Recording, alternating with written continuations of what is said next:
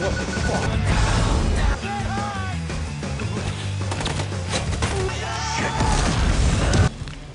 Hey, quiet!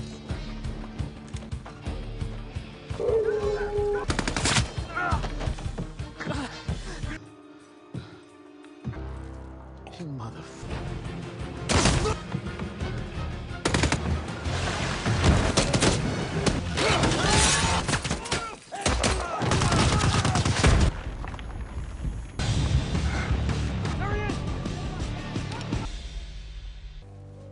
Whoever's in there, the master's.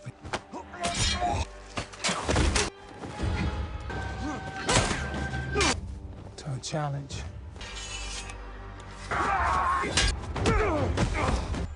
He came in. Protect him! I took his head to a fucking katana duel. Your father be proud of you, Britt. There. Thanks. Dad! I'm here with my... I'm here for you. For a family man, it doesn't fuck up my piece of...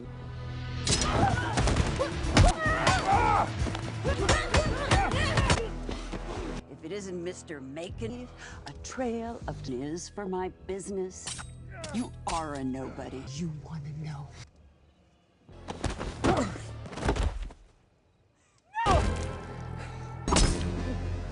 Get away with this.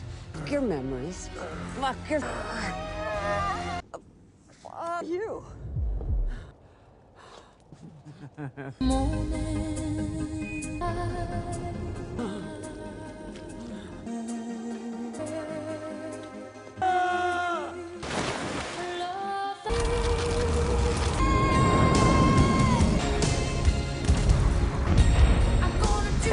Yeah.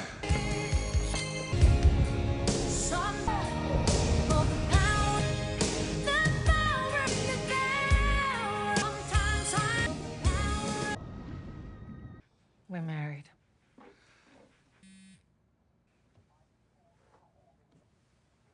Sir, I'm clear. Sir, yes.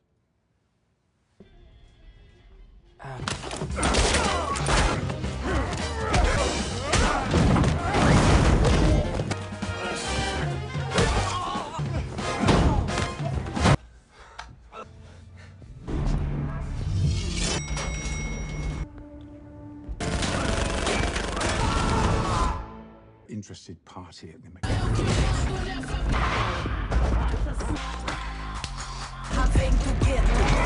Brazilians. Yeah. Oh my. Because this check. Next mission. I'm trying to help you pay off a stack of money. You'll have paid off your... I'm gonna take a break. What do I... This job is it. Wherever you go.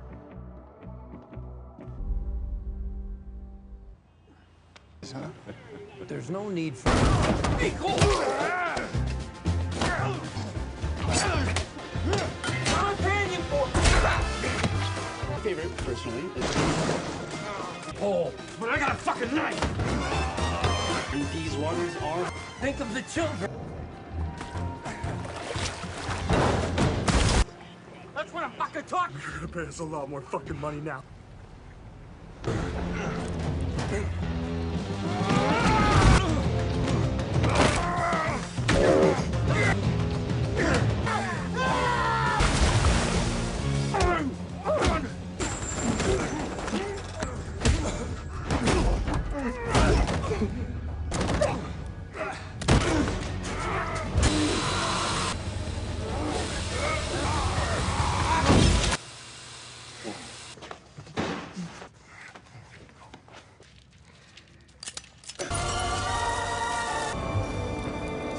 I rule the world, stay.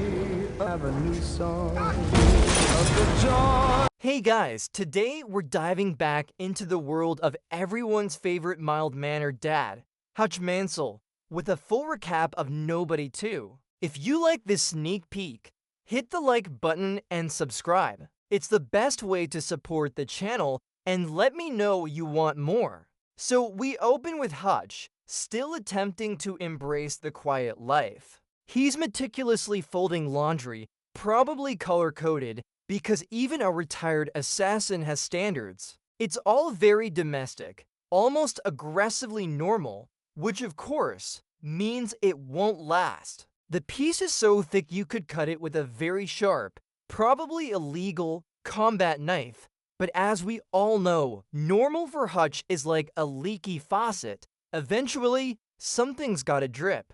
While he's brewing his morning coffee, the TV in the background starts blaring about a new wave of highly organized, utterly brutal robberies sweeping through the city. These aren't your typical smash and grabs. These guys are efficient, merciless, and leaving a trail of utterly confused law enforcement in their wake. Hutch's gaze lingers a little too long on the screen, that familiar glint in his eye starting to twinkle. It's like watching a golden retriever trying not to chase a squirrel. You know it's coming. The peace and quiet get a rude awakening when Harry, Hutch's perpetually retired father, calls him, sounding more rattled than usual. Turns out the new criminal element isn't just robbing, they're extorting.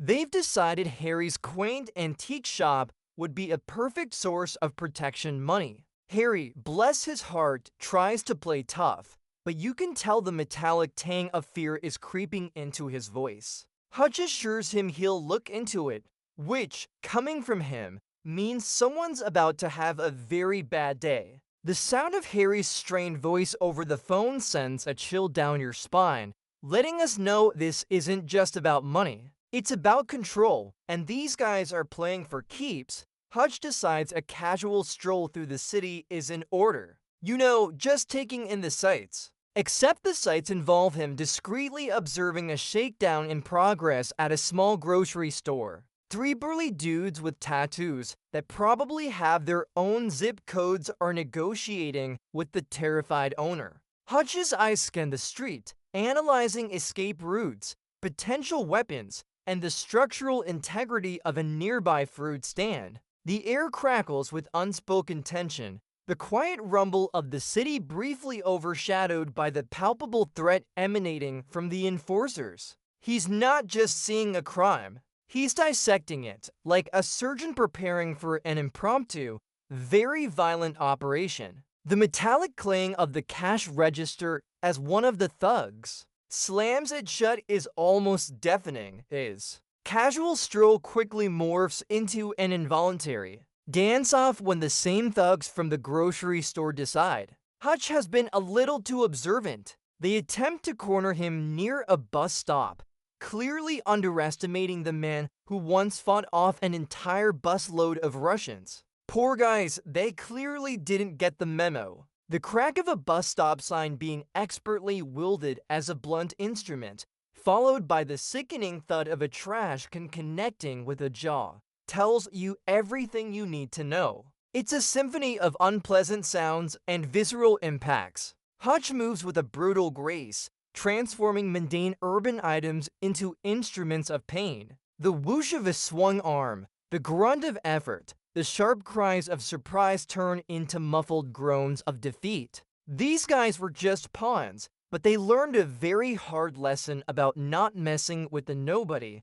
Hutch returns home, looking a tad rumpled, with knuckles that scream I had a very intense conversation with someone's face, Becca. His incredibly perceptive wife notices immediately. There are no dramatic accusations, no lengthy explanations. Just a silent, knowing glance at his scraped hands and then back at his eyes. It's an almost cinematic shorthand for I know who you are, what you do, and I'm still here. The unspoken understanding between them is deeper than any dialogue, conveying years of shared history and the quiet acceptance of his deadly hobby. The only sound is the soft clink of a glass as Becca pours him some water, a small gesture that speaks volumes. Time to put the auditor skills to use. Hutch, with a few discreet calls to his less-than-legal information brokers, quickly uncovers the identity of the new troublemakers. The Black Hand sounds ominous, right? Like a bad superhero villain, but with more actual violence and less spandex. They're a notoriously brutal Eastern European syndicate, expanding their operations and showing zero respect for established territories or retired consultants like Hutch. The soft hum of his laptop is the only sound as he delves deeper, the glowing screen illuminating his grim determination. He learns they're run by a figure known only as the Maestro, because apparently, every good criminal organization needs a theatrical leader. Just as Hutch is piecing together the puzzle, his phone rings again. It's David, his half-brother, and he sounds rough. He's calling from a payphone, covered in bruises, whispering about how the Black Hand has him cornered, not for money, but for information he supposedly has from his shady past. Apparently, David's retirement was about as successful as Hutch's. The frantic, almost desperate quality of David's voice is chilling. The metallic taste of fear practically oozing through the phone line. He's asking for help, and it's clear this isn't a request. It's a desperate plea. The urgency in David's tone tells Hutch that time is running out, and the stakes just got personal. Hutch, now fully activated, uses every trick in his playbook, a mix of old school tracking and a touch of modern tech wizardry, to locate David. All signs point to a decrepit,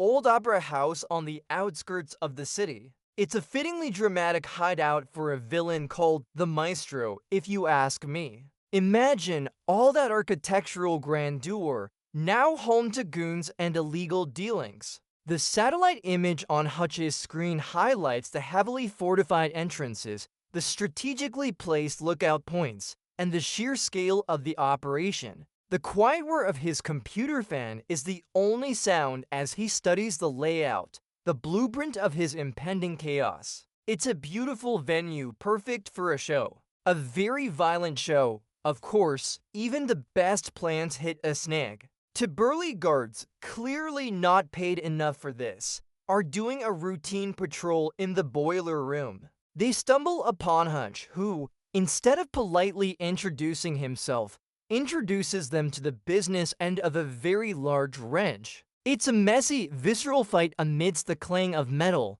the hiss of steam, and the pungent smell of industrial grease. The crack of bone, the muffled grunts of effort, and the sickening thud of bodies collapsing are the main soundtrack. Hutch fights with a raw, almost desperate energy, his movements economical and lethal. He's not here to play games. He's here to remind everyone why he's the nobody you really don't want to mess with. That's one way to start an evening. Meanwhile, Harry and David are handling the loud part of the plan. They create a delightful little symphony of chaos by setting off a series of strategically placed, controlled explosives near the main entrance. The deafening booms rip through the night, shaking the ground and sending security scrambling like startled pigeons. The flashes of light and the subsequent smoke turn the entrance into a scene of utter pandemonium, drawing every armed guard away from Hutch's infiltration route. The distant screams and the rapid-fire exchange of gunfire indicate that the Mansell boys are having a blast, literally. It's a glorious, destructive distraction, perfectly executed and probably a little over the top. Just how they like it, knowing he can't do this alone. Hutch calls in the cavalry, which in this case consists of his very capable father,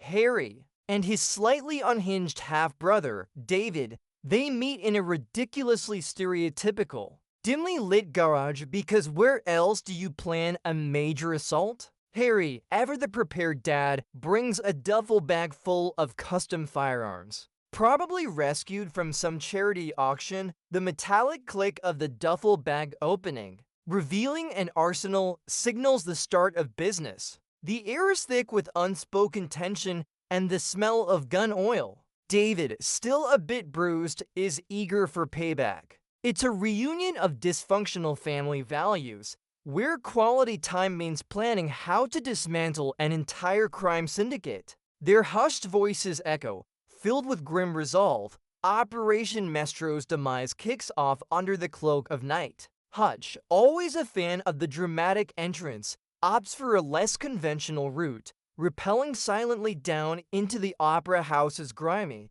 steam-filled boiler room. The soft scraping of his rope against the brick, the hiss of steam from exposed pipes, and the gentle thud as his boots hit the floor are the only sounds. It's all about precision and stealth, like a deadly, very quiet ballet. He's a ghost in the machine, infiltrating the belly of the beast. The metallic scent of rust and damp earth hangs heavy in the air. The clang of a distant pipe is amplified in the silence, a stark contrast to the impending chaos. With the diversion in full swing, Hutch makes his way through the surprisingly opulent, yet now rapidly deteriorating, halls of the Opera House. It's a continuous gauntlet of close-quarters combat, a brutal dance through crystal chandeliers and velvet curtains. The crack of gunfire echoes through the vast spaces, mingling with the sharp thwack of punches and the sickening crunch of bodies hitting marble floors. He moves with a focused fury, each movement economical, each blow devastating. It's like a particularly violent art gallery tour, where the exhibits are various syndicate members experiencing maximum blunt force trauma. The smell of gunpowder and old dust fills the air, and the once beautiful interior is now scarred with bullet holes and broken furniture.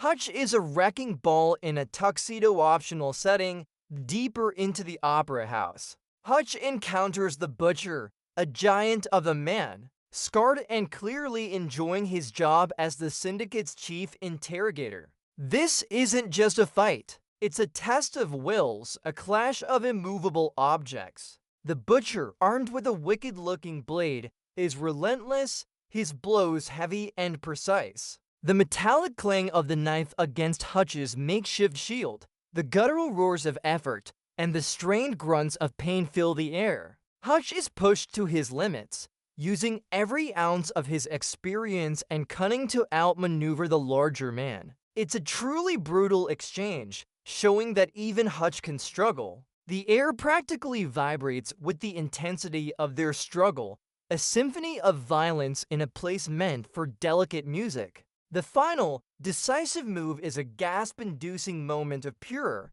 raw determination. While Hutch is busy redecorating the butcher's face, David, battered but still surprisingly nimble, manages to slip his bonds. He limps his way through a maze of corridors, eventually finding the main server room. He's not just escaping, he's going for intel. With shaky hands, he plugs in a small, custom-built device, quickly siphoning off crucial data about the Black Hand's operations. The frantic clicks of the keyboard and the low hum of the servers create a tense backdrop to his hurried actions. He's a tech wizard, even when semi-conscious. The urgent beep of the progress bar on his device is almost as loud as his own ragged breathing. Every second counts, and the palpable tension in the room is suffocating. Outside, Harry is doing what he does best, being an incredibly effective, very deadly, and surprisingly spry sniper. Perched on a nearby rooftop, scope glinting under the moonlight, he's providing precision cover. The soft whip of silenced bullets finds their marks with unerring accuracy, taking out lookouts and key reinforcements before they even know what hit them. He's like a grumpy, lethal guardian angel, ensuring his boys have the breathing room they need. The metallic taste of the cold night air and the focused silence of a seasoned marksman define his scene. He's the maestro of distant destruction, turning potential threats into harmless THUDS.